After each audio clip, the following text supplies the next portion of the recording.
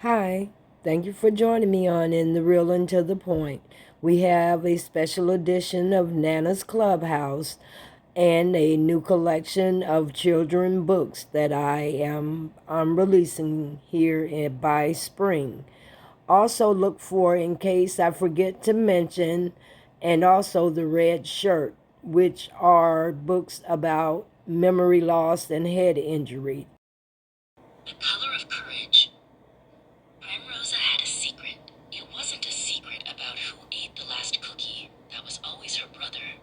It was a secret tucked deep inside a striped notebook. She loved to write poems. Her poems were about everything.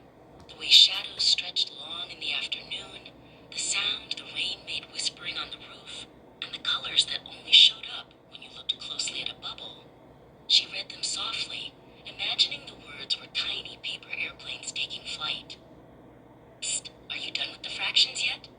Livette leaned over the desk, her braided hair swinging a little. Livette was PrimeRosa's best friend and knew every secret, except maybe the cookie one. PrimeRosa pushed the math aside. Listen to this, she whispered, carefully opening her notebook. She read a short poem about a very serious squirrel.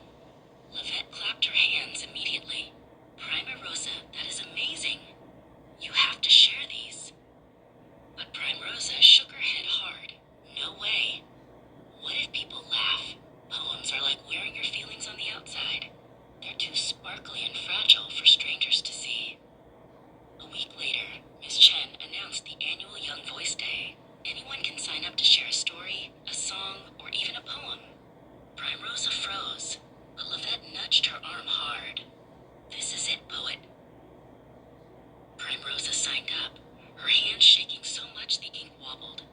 She practiced in her room, trying to make her voice big, but it kept coming out squeaky. Just pretend the audience is one big, fluffy cat, Livette advised her later, and you're telling it a very important secret. The auditorium was huge. The curtains felt heavy and velvety. PrimeRosa could hear the muffled clapping of the crowd. Next up, PrimeRosa with her original poem, The Color of Courage. PrimeRosa walked onto the brightly lit stage. For a moment, she couldn't see anything but a blur of faces. Then she remembered the fluffy cat and Livette's confident smile. She took a deep breath. Courage, she began, her voice gaining power, is not always the color red. The words flowed out smoothly, like a beautiful, clear river. When she finished, the whole room erupted. PrimeRosa beamed, feeling lighter than a paper airplane. Down in the first row, Livette was jumping up and down, cheering the loudest of all.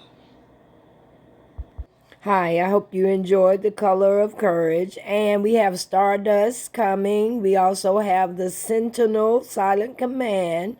We also have The Treasurer Hunt at the Hardaway House.